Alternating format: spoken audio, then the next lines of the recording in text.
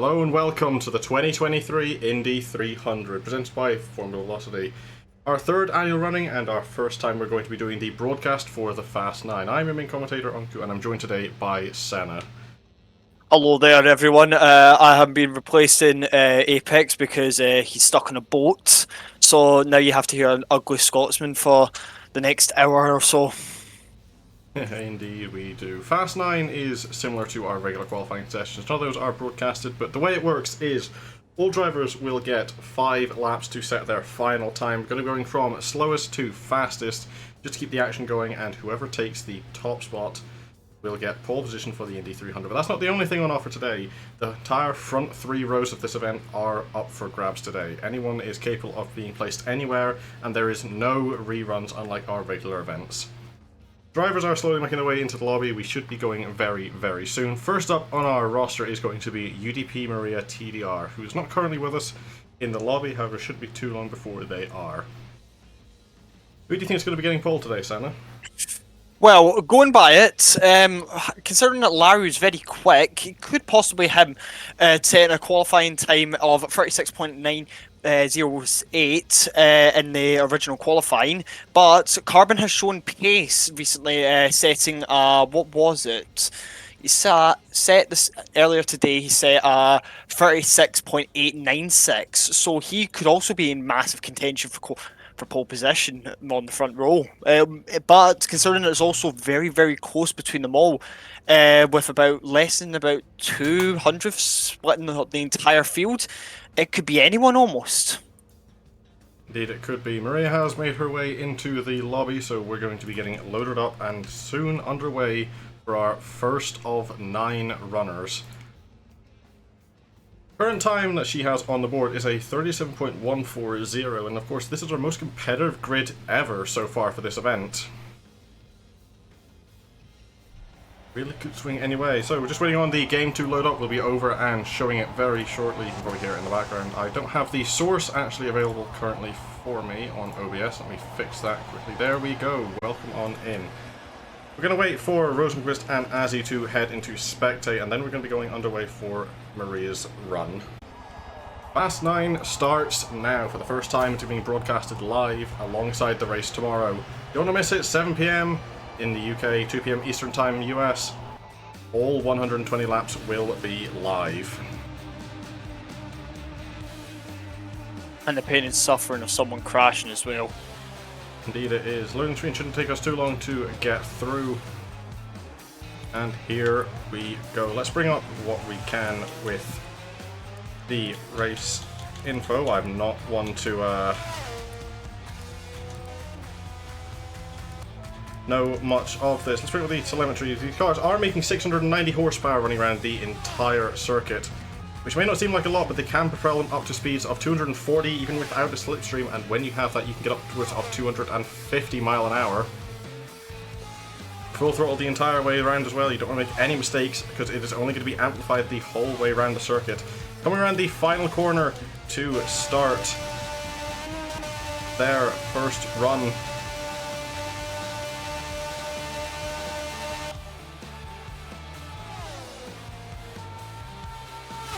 Into the first corner, 247 entry speed, maybe a bit of a lift off there, very minimal on the steering. A bit of a laugh off. Going around the second corner about 135-ish as they go right down the back straight, propelling themselves up to about 245 miles an hour. Speed is bouncing around a little bit. 247 I seen peaking there for heading into the corner, dropping down to the 239 range for another second straight. The first lap around the final corner. Very high G-force is really going to realize in these cars. It's 3 Gs around these banked corners. It doesn't seem like much from an outsider perspective, but when you're in the car it's going to be vital. Let's see if we can find out what that first lap was. Going to be a 37.373 for the first lap from Maria. 4 more shots to go to try and get as high up as the grid she can. Definitely going to be looking for a lot more time than that.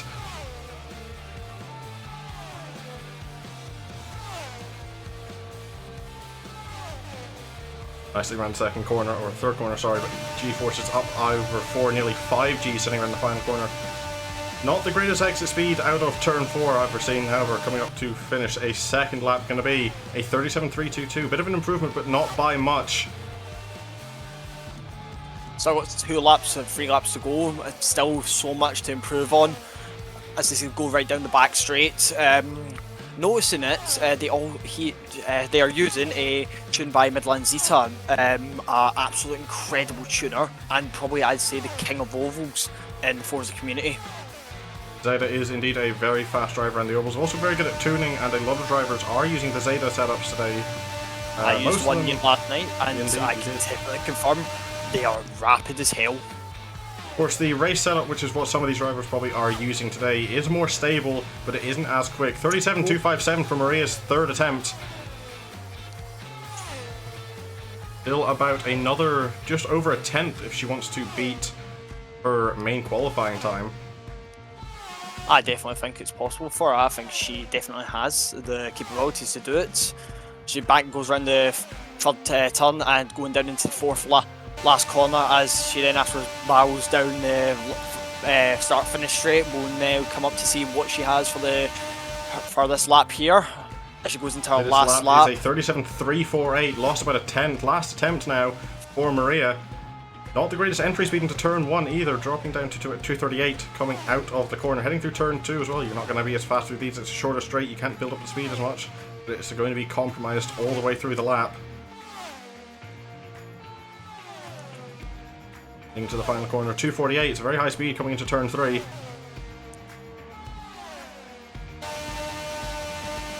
And in the final corner, 37.25 to beat.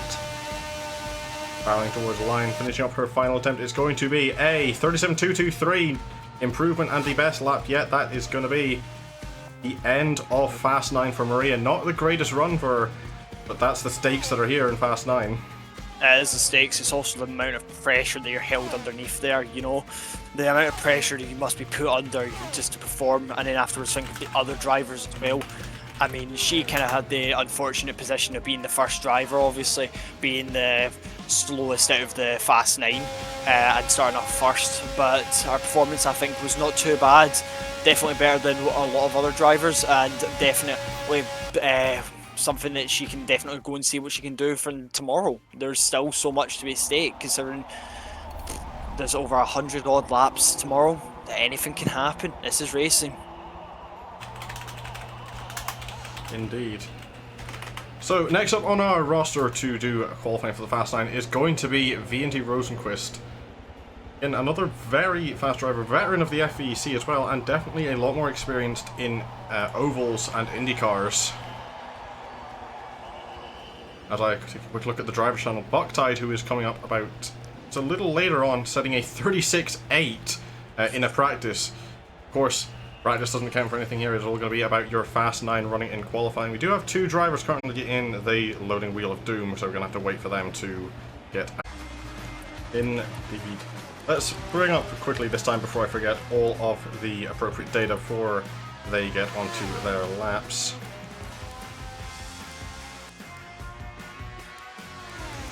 Oh, dashboard.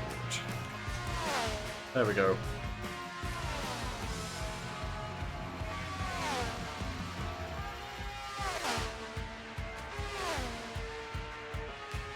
Going up on their first lap, getting up to a decent speed, heading into turn 3 and 4. This is where you really want to get a good launch, because it's where everything starts for your run. It's all about the mad launch down into turn 1. It's all matters.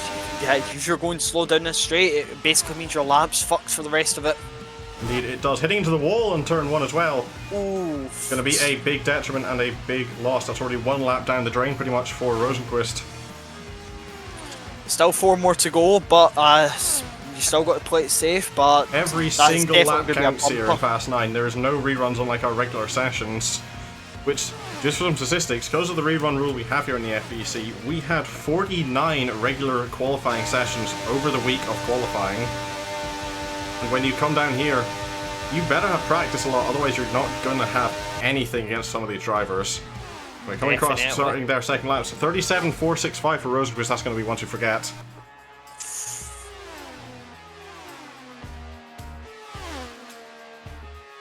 Good line through the first and second corners. Top speed currently set at 248, 1 mile an hour below what Maria set, who got up to 249 just in the previous session.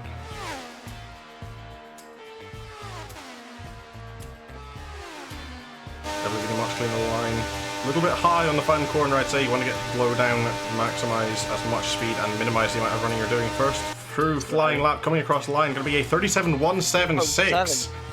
Still a little bit off the qualifying time, however, definitely doing a lot better than Maria was. Definitely. Possibly in, maybe into the 36s, possibly, for Rosenquist. I think they can do it. I'd say a lot of these drivers we have coming up are definitely possible of getting into the 36s, considering 7 out of 9 of them got into the 37 zeros, and 2 of them got into 36 nines as well. I'd say we're definitely going to be looking at a very close Fast 9 session. They are definitely within touching distance of it all. As Rosenquist comes over for his their third lap. It's an identical time, 37.176 again. Ooh.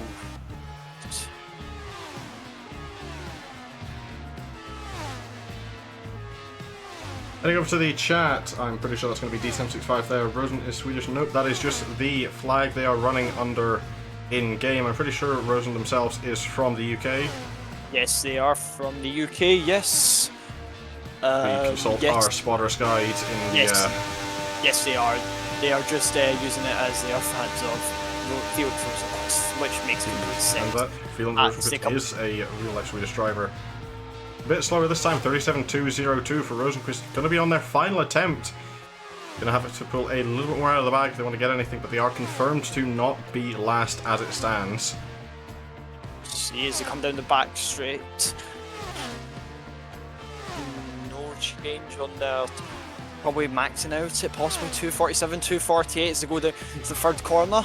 The third corner, that was a very poor run through the third corner, down as low as 237. I think I've seen flash up for a second. 236, possibly 35 through the final corner. Anyway, heading up to the line, see what their final attempt is going to be. It is a 37.341, again, not a slowest lap. It's going to be a 37.176. Best lap for Rosenquist.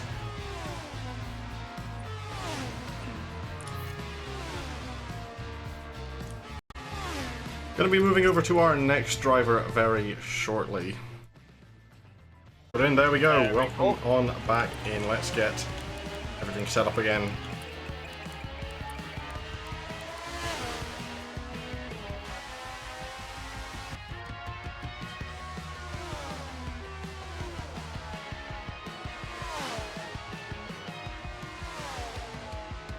Hopefully we don't suffer from any more technical difficulties heading through, but this is a very old game. Anything could definitely happen with it. As anything could happen in this qualifying. Anyway, Aerocross completing up their outlap. Round turn 3 and heading into 4. Here goes, they come to start their first flying lap. Maxing out 242, 243, 244, 245. 247 I'm reading. 247 indeed is the highest speed they got before heading into turn 1. Staying above the 230s in between the corners. Just dropping down 237 between turn 2. I read 240 going for the second corner. This looks really rapid. Indeed, looking very quick. Up to 248, 250 50, even. The first car into the 250 mile an hour zone. Heading into turn 3, coming around turn 4 now, getting onto a good low line. You've got to be careful of those cones on the inside though. Same goes for any corner. You hit one of them, you could be compromising your entire run. 37-1 for Hera's first attempt. Taking a look over that, it's very close, only 5 milliseconds off what they set in regular qualifying. Must have been a massive improvement from them since their qualifying. If they're looking at that and that's their first lap in, we'll see what they can do as they come down the third corner. 243 down as they go into the last corner. About same speed, 241, 240. 237, I seen as low as it dropped there. That was a good final corner from what I've seen of it. Heading across the line, second lap, going to be a 37.047. That's a huge jump up. Massive jump up. Is it possible for Heracross to most likely get into the 36s? It very well likely is. That lap, had they set it in regular qualifying, would put them ahead of their teammate Scarlet, even getting very close to Buck.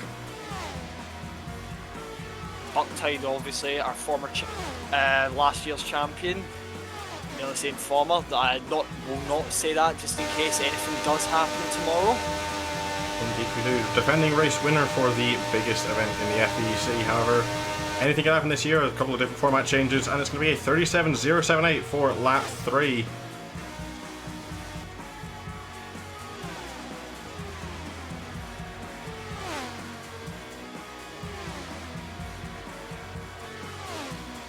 It's just impressive seeing this all hooked up. Car and driver doing so quick with these corners. I mean, when I did it, I was steering all over the place. That's just the amount of concentration you need to build. It's just impressive in by itself. Indeed. Highest pressure moment of the entire event, of course. Coming up to the race tomorrow, it's another one of those high moments, but I always think Fast 9 is a little bit harder because you've just got to get it right perfectly. The race, anything can happen, you can fight your way back up. Yep. But here, you need to be perfect. You need to be perfect, you need to be nail on, you need to make sure that every single corner is taken precisely well. You need to make sure that the engine is at its maximum no matter what, no matter how much you can push it, and make sure that there's no mistakes. It is high pressure at its highest. It is going around the final corner, or final run. Whatever it is, it's a very, very impressive attempt from this driver. Coming across the line is a 37.126. That is their qualifying over. Impressive, 37.047, faster than their teammate Scarlett's original qualifying run.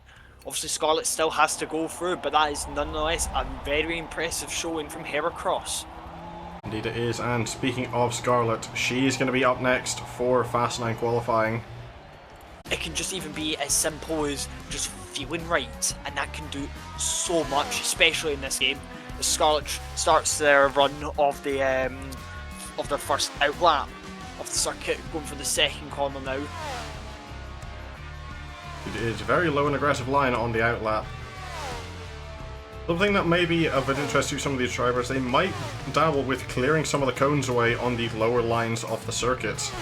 However, you would be invalidating that lap, and if you do it too wrong, you could send a cone flying onto your own line, so you've got to be careful with it. Very But it could risky be strategy. one of those things where you just get a little more time if you can do it right.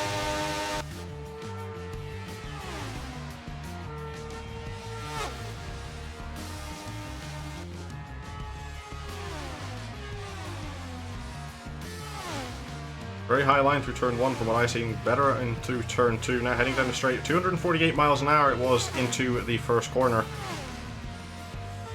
Moving up, doesn't seem like she'll be going any faster than that heading into turn 3. Indeed it isn't. Nope. It was 248. 248 into turn 1, 248 into turn 3. Coming around the final 3 corners, first flying lap. The long run down to straight line. It is a very long run to the start finish Really line close here. to the wall there as well. 37.134.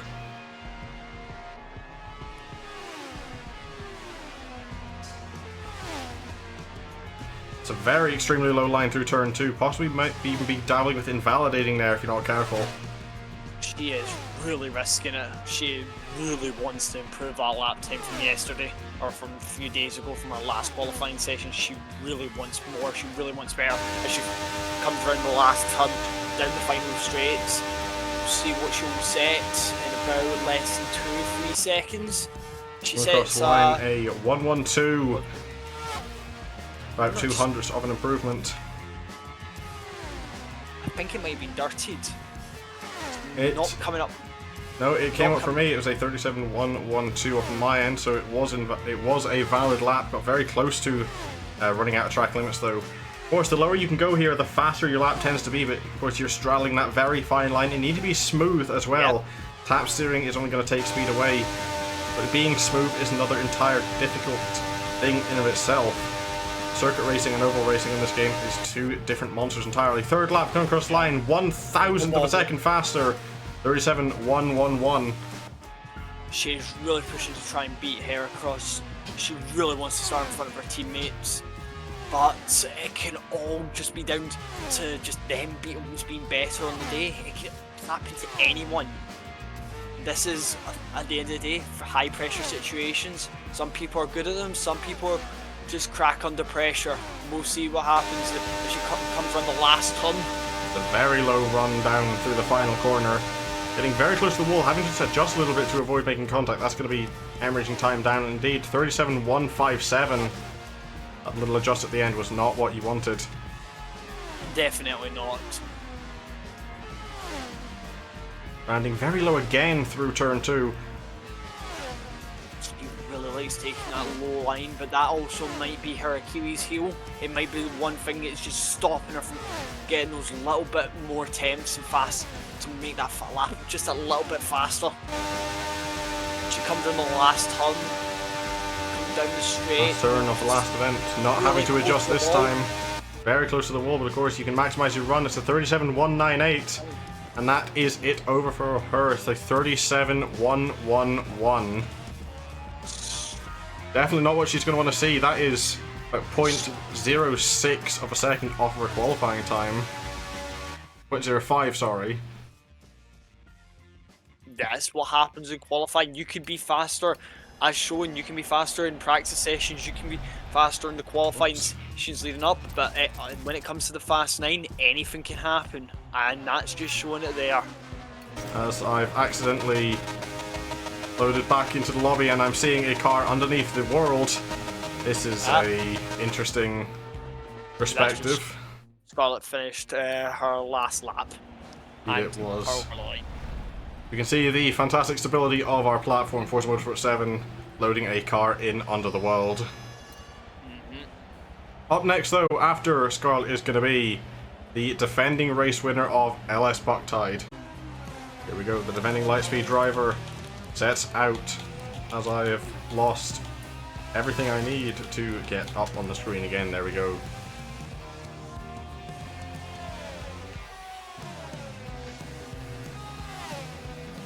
Very interesting to see, because it's one of the few drivers probably going to be running their own setup.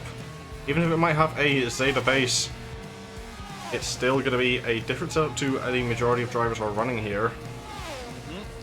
Most of them are running mid-length Oh, sections. big through the cones at the final corner. That's going to be invalidating his next running lap. So now we've got 4 laps to see what you can push and out of that car on his own should. And I think maybe 1 or 2 of the cones might be on his line, so he might have invalidated a third one and might have to go clean them up. Indeed, you can go anywhere those cones. If you knock them onto the wrong space, it's a very thin line you got to be running. However, these cars can jump over the cones entirely, lift the front wheels off the ground, so be careful with them. Heading into turn 3, 247 miles an hour. It's not as fast of a tune as some of the others we're seeing in a straight line, but it could just be a little bit better through these corners. Could possibly be. Most likely will be more of a cornering setup that Bucktide has went for. This is where it goes over. It's a 37.227. Not quite close, but that also might just be a safety lap, possibly for the cones that he went flying over his first run there. It very much could be. 248 we're seeing on the top speed popping up now, heading into turn 1 that time. Might be possibly maxing out at 248 into the corners, but of course you can keep that higher speed. Not coming up on my end. 248 was the highest it was. I'm not seeing dropping into the 30s though. 240 was the lowest coming through turn 4.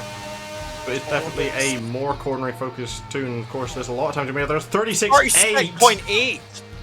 Wow, that is rapid. A 36.865. That sets the bar for everyone to try and beat. See if he can improve on that any further. Can he possibly match it, or even go any further and maybe possibly get into the 36.7s? Of course, there is definitely more potential time for Buck, about another half a tenth, and even more so possibly depending on what there is. He gets these lines perfect. 242, 241, dropping just into the 30s for a second coming out the final corner. He's maximizing as much space as he can to get as smooth as he can. Doesn't go up any, just 1,000th slower. 36.866 for his next lap. On to attempt 4 of 5. See how smooth Buck is through the corners. I believe Buck's one of the few drivers in this event using a wheel compared to most of them on controller. That will massively help. Wheels are probably basically the biggest tool and probably the most useful one when it comes to ovals, is it allows you to be more smoother going in through the corners and not have to deal with different. A little bit of a wall contact coming after turn 4. I could possibly compromise that lap. And It isn't. It's a 36.867, 1,000 slower again. He's been sitting consistent mid 36.8. However, final attempt for Buck. He definitely knows he has more in it, but I'd say he's going to be definitely very happy with this. Oh, he will be really a big happy chappy. And actually, something I must check after Buck is done this run, I must go and see. Oh, big correct, and spinning around. That's going to be qualifying over for Buck. Oh, yeah. Crashing, coming round the third corner on his final attempt. It's a shame for Buck, but I think, as you said, he will be really happy with a 36.8. That is something that he'll be really insanely proud of, and sets a massive bar high for the rest of the drivers still to go into the event. One thing quickly, just while we're in our intermission, I must go and check some previous results, because I think that is indeed a new lap record for the Indy 300 in the FVEC. The previous bar stood at a 36.883 from LCR F1 Ben back in 2021, but that is the new fastest lap that we have seen so far. Something you'd be really impressed with, especially in this series. Indeed, and with how competitive the grid is this year, looks to be a little bit unstable there from Saleza heading around the first few corners. Getting a little bit wobbly, might be trying to get a little bit of heat into those tyres. Do not blame them at all. The tyres are freezing when they start. You need to make sure they're warmed up at least just before you start the first run properly as you're going around the third and fourth corners. As they do so, see how fast they're going down the back straight and see how they start on the first lap. It is heading into turn 1. Let's see what speed they get up into for their first attempt. Going to be 247 miles an hour heading into turn 1. A lot of cars seeming to be around that 247, 248 mark. The only one breaking free of that is going to be Heracross's 250 mile an hour run we seen a couple of minutes ago. Possibly using a ghost car as a slipstream, possibly. Never know, it could entirely be in the setup, trying to get as much through the straight as possible. Downforce possibly as well, but you never know. Of course, the lower you run the downforce, the more speed you lose on the turns. 36.955. So this are showing a rapid pace already out of the block. We'll see how much they can do as they go around the back straight. 242, 244, 245. Just that speed rapidly increasing as they go into the front corner. 249 heading into turn 3. I saw that and clocked that. Little bit of a turn out of turn 3 though. They were getting onto the cones just a bit. Had to get out of it before firing them on the track. That might have possibly compromised their lap, but we will see. Coming down the first start finish straight. Indeed it did. It was a 37.0. A bit slower, but still into the 36s for Salisa. An impressive first lap. Still many 2-3 more to go. It is 5-lap shootout for all these drivers.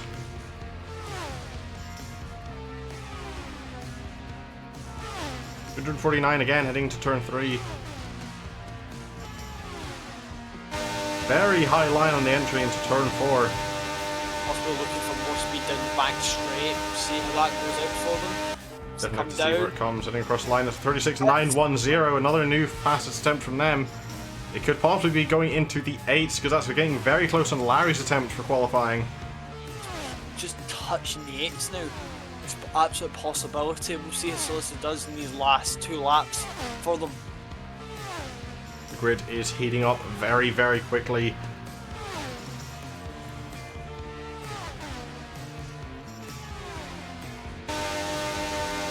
Finding the final corner, keeping it much tighter to the low line.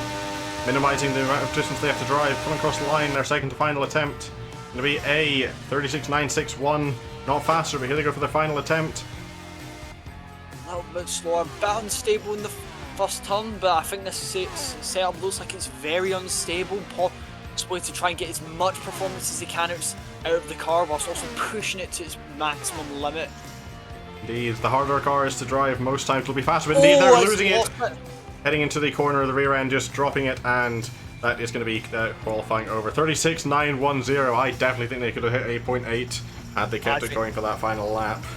They definitely possibly could, but that is the pure beauty of the Fast 9. It's the pure high stakes of it all. 1 second you could be in control of the car, and the next you've lost it just in the snap of a finger.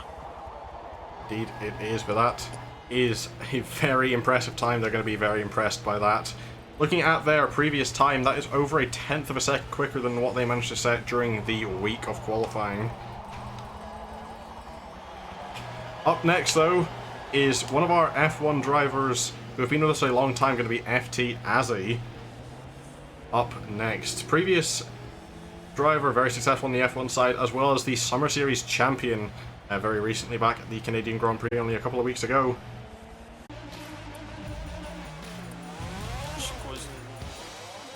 Trying to get the heat into the tyres. It's a good way of getting the heat into them as quickly as possible. Indeed, but if you do it too much, you can never get as high of a top speed heading into turn 1 if you do it at the wrong place. Exactly. It's all the rest, it's strategy, it's all down to everything. As she's starting to weave down the back straight, trying to get a bit more heat into those tyres. A question from chat, who's going to get pole in my prediction. Currently, as it stands, Buck is looking to be the favourite, but Larry is another very quick driver and a very, very experienced oval racer. But of course, we have a couple of surprises, and Azzy is definitely another one that could definitely be up there, as is Carbon. Any other ones left to run definitely could take it. That's a bit of a slower outlap. 248 miles an hour though into turn 1, didn't compromise herself too much heading into her first flying lap.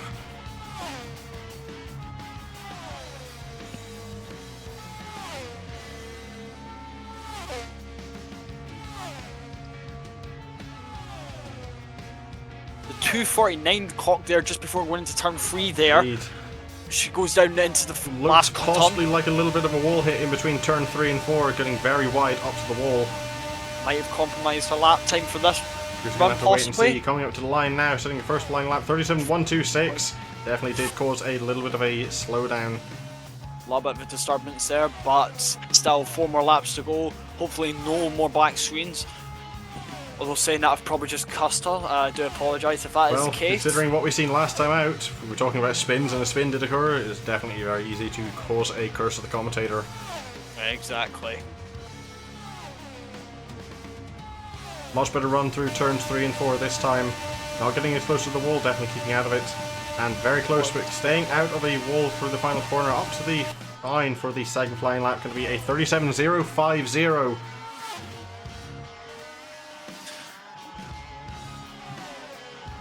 Still a little bit off her qualifying time, but definitely going a lot better of a run than her first attempt. Still 2.5 more laps to go for her. See what she can push, see what she can do. Still so much to even go for. Even just those 2 laps, they mean so much. She gets really close to the wall in the back straight as she pummels down it. She keeps going, setting a free, matching her qualifying time there on her 37.025. Could she possibly go faster? Could she get into the 36s? Just gonna have to wait and see. Of course, F1 drivers, as we've seen from a couple of them, do usually transition over to Forza very, very well.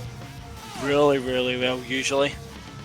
But ovals are a completely different story. They're not like circuits. It's completely flat out. There's not many braking zones. There's not many areas that they need to memorize other than just making sure that they can get their foot down as fast as they possibly can. As they sets 37.032 and comes into our final lap. Currently provisionally setting P3. Possibility of going up into P2 if she could beat a 36.910. However, it is very close through the mid-pack from what I'm seeing as it stands. Getting close again to that wall between 3 and 4. Coming down to the line off the final corner. Really close, and I think there's contact there. We definitely heard it from the onboard. Could have compromised the run, and it's indeed a 37.082. That is qualifying over a match at best. An exact match at that of her regular run in qualifying for Azzy.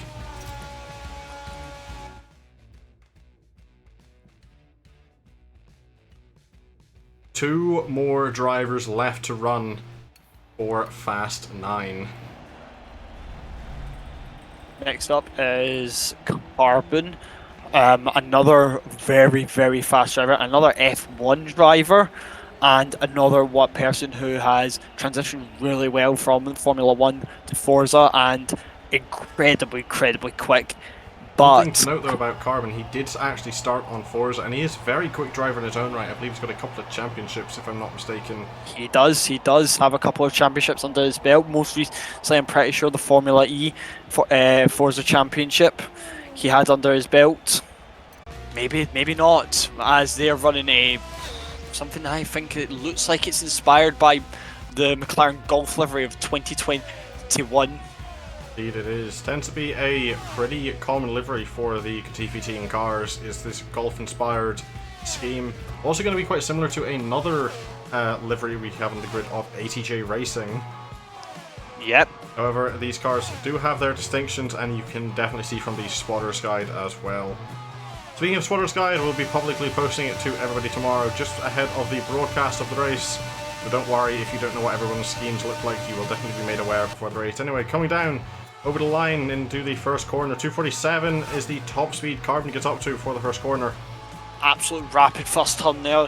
As he goes for the second turn, they're going around 240 to 241, 240, keeping it above 240, most importantly. Going down the back straight, 245, 246, could possibly push for a 248 most likely. 247 is 248 into turn 3. Keeps pushing up 243s, 241s, possibly could be going running a similar tune to Buck's Hyde, where it's mainly positioned more for the turns. He sets a 37.013, already touching into the 36s. Still 4 more laps for him to go and 4 more laps for him to push forwards.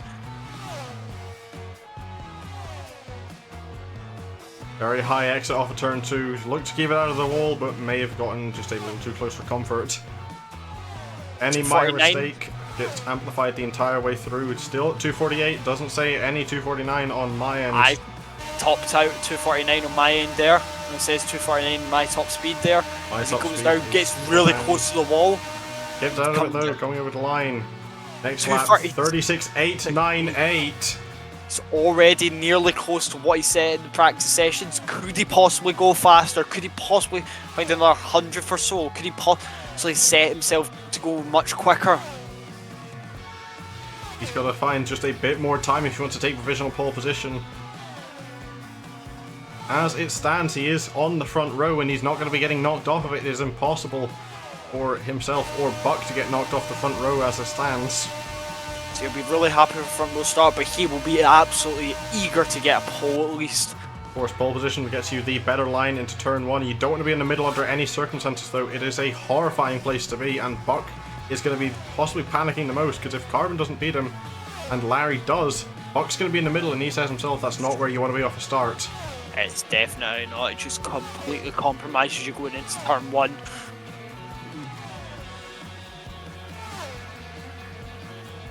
Oh, as Carbon gets quite low there, I think loses a bit of speed going for turn 3.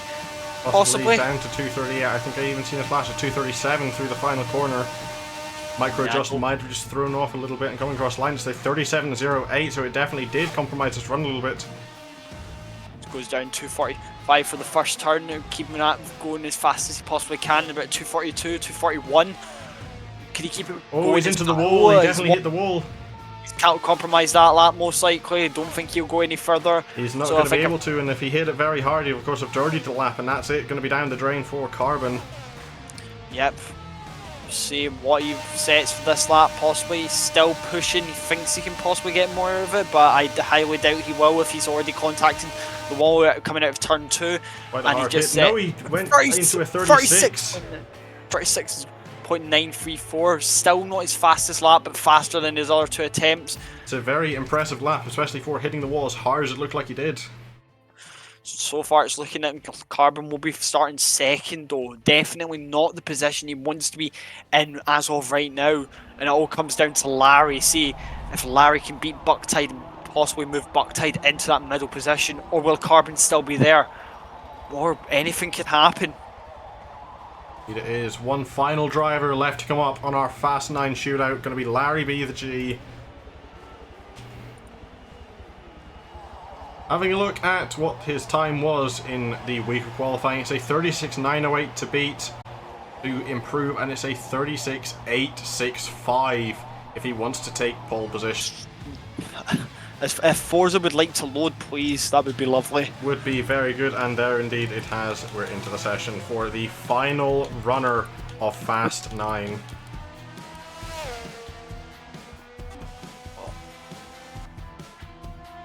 Of course, Larry is a returning driver, came from the 2021 running of the event. He came very close to winning that event as well. So, out of all the drivers currently, I'd say favourites to win are going to be possibly between Buck and Larry. It's going to be a monumental battle between these two if they can get off the start cleanly. Off the start cleanly, but as you know, this is Indy 500. Anything can happen throughout the race. We even saw that in Indy 300, and we saw that in the Indy 500. For Larry coming off this out lap. Going to be compromised all the way around. That's one lap already gone. One lap, maybe even two, possibly. Depends how he goes for the rest of the session. 247 still into turn 1, even with that wall hit, but he's going to be compromised heading into it.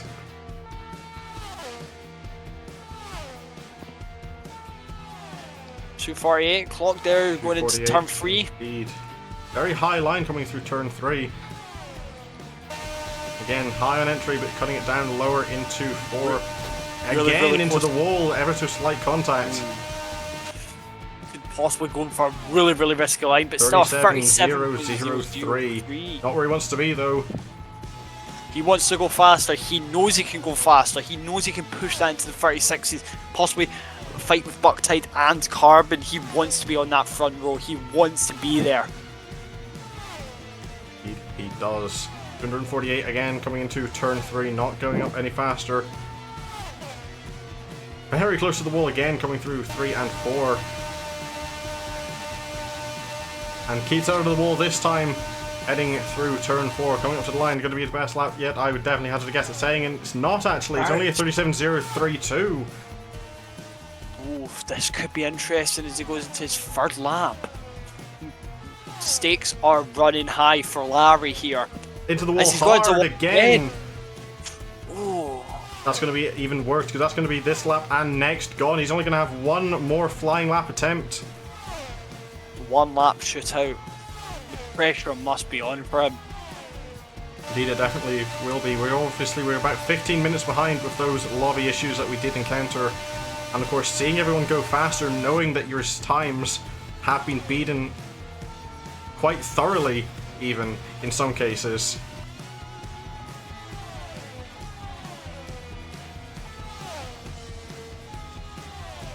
Seems to be getting up to pace decently for his next lap, but I don't quite think it'll be quite there.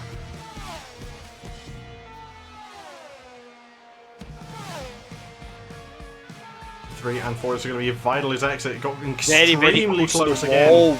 But to keep it up this time, though, this is the most vital point if we want to get the next lap. He does keep it out of the wall, heading up to the line to begin his final flying lap. 37.069 that lap was. Here we go for the final attempt, the final run of Fast 9. Into the corner, keeping above 242, 241 going for turn 2. Absolutely bombing it down back straight. He knows how important this lap must be. He knows how much it means. It is do or die at this point for Larry. Big swerve coming through turn 3. Might have compromised it. Keeping going, he's taking it as close as possible he can to get to the wall. He's out of the wall, but has to take some adjustments. I don't think that's going to be enough. But it's 36.921. That is not going to be enough. It is, I think, second row inside line for Larry looking at the times. Buck is provisionally on pole, Carbon is second, and Saleza takes third, and Larry has to settle for fourth. Yep. Yeah, that is it, yep.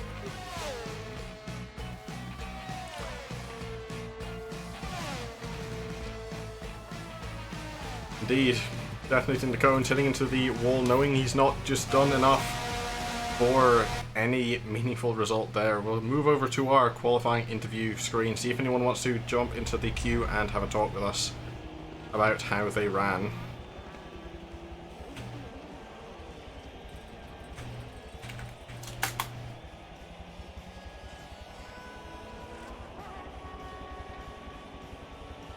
As the final times come in, we're getting a confirmation of what our top 9 look like. Buck are going to be inside row 1 with Carbon alongside, and Soleil's taking the outside. Larry, Azzy and Hera will take the second row with Scarlety, Apollo, or as Rosenquist as that actually is, and Maria will have to settle for row 3 on the grid. That's Fast 9. What a very competitive session. Very interesting to see. It leads us into a good storyline coming into Sunday with some good surprises in there and some really nice new faces to see it up in that top 9. Obviously, as you said, it's the most competitive top 9 Fast 9 we've had since for in the last 3 years of this race being ran. So most competitive, and it's definitely gonna mean the most to whoever wins it. Oh, it definitely is. Can Bucktides come in and defend his win from last year, or could possibly one of the other 9 come in, or even one of the drivers outside? There's still quite drivers outside of that top 10. And as it is, it's a race. Some of them have better race pace than qualified, and anything can happen to them in that. It can. That's going to be all from this stream. Don't miss the race tomorrow. Going to be going live around 7 p.m. BST, which is 2 p.m. Eastern US. 120 laps. Don't want to miss it. It's going to be a very, very good race tomorrow. Indeed, it will be.